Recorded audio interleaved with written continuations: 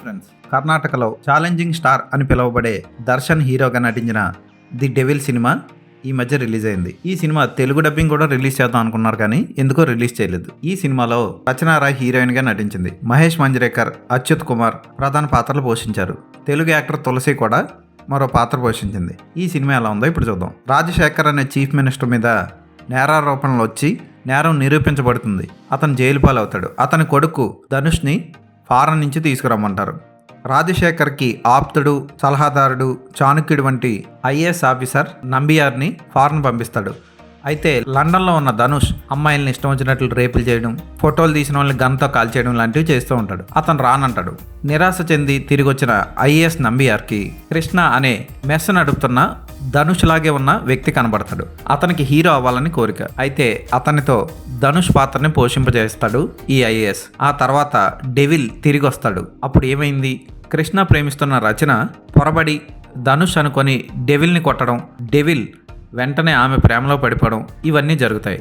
రచనని దక్కించుకోవడం కోసం డెవిల్ ఏం చేశాడు అన్నది మిగిలిన కథ.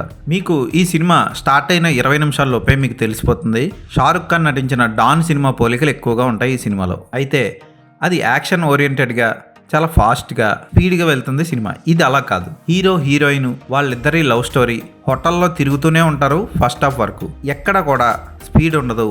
కథనం చాలా స్లోగా ఉంటుంది. పాటలు చాలా బాగుంటాయి. మంచి సంగీతం ఇచ్చాడు అజనీష్ లోక్నాథ్.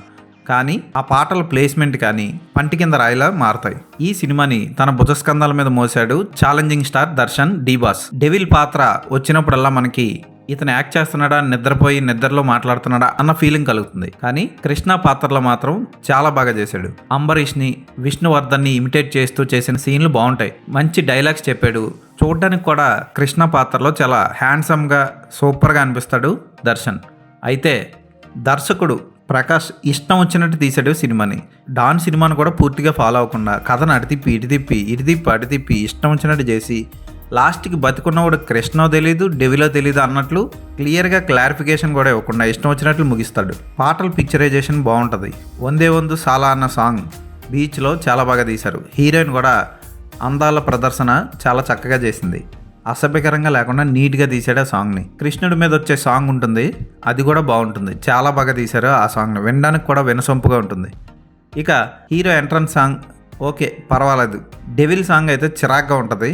డెవిల్తో తీసిన సీన్లన్నీ కూడా బార్లో పనిచేసేవాడికి సూట్ వేసి బార్లో డాన్ కింద కూర్చోబెడితే ఎలా ఉంటుందో అలా అనిపిస్తుంది ఆ సీన్లన్నీ. సినిమాని చాలా రిచ్గా తీశారు. యాక్షన్ సన్నివేశాలు మాత్రం అంత గొప్పగా లేవు. డ్యూయల్ యాక్షన్తో తీసిన సన్నివేశాలన్నీ బోర్ కొట్టిస్తాయి. అయితే విజువల్గా చూడడానికి ఇబ్బందికరంగా లేవు. సెకండ్ హాఫ్ పూర్తిగా నీరసం వచ్చి థియేటర్లో జనాలు పడిపోతారు. అక్కడ ఏం జరుగుతుందో అని మనం ఆలోచించే లోపు డెవిల్ వచ్చి ఐఎమ్ ఇన్ లవ్ అంటాడు. ఒకసారి ఆని చంపేస్తాను, ఒకసారి ఈయన చంపేస్తాను అంటాడు. ఒకసారి నేనే డెవిల్, ఒకసారి నేను కృష్ణ అని ఇష్టం వచ్చినట్లు చేసి చివరికి ఎవడ చచ్చిపోయాడో అర్థం కాదు. ఆ టైప్లో వరస్ట్గా ఉంటుంది సినిమా. ఫస్ట్ హాఫ్లో కేవలం దర్శన్ నటనే ఈ సినిమాని కాపాడింది.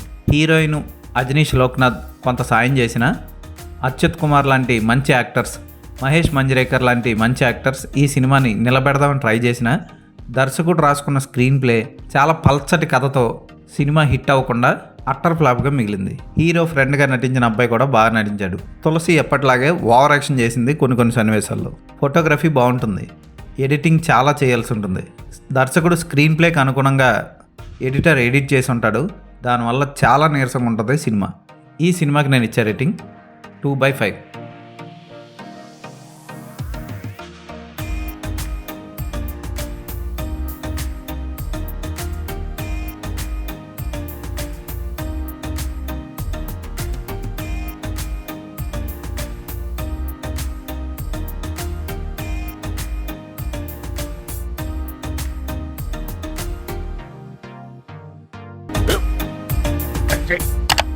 స్కూల్ బెంచ్ లో ఎంత గట్టిగా ఉందరా? కొట్రా, కొట్టు, పర్లేదు, కొట్టు. అబ్బా చేయి నొప్పి పెట్టేసింది బాబాయ్. ఆ, నీకు నొప్పి ఏంటి నువ్వు కొడతావా? కమా బిట్ మీ యార్. వద్దు బాబాయ్. వాడిని నేను కొట్టడం లేదమ్మా, వాడినే నన్ను కొట్టమంటున్నాను. నువ్వేం కంగారు పడక్కర్లేదు. అడుగుతావేంటి?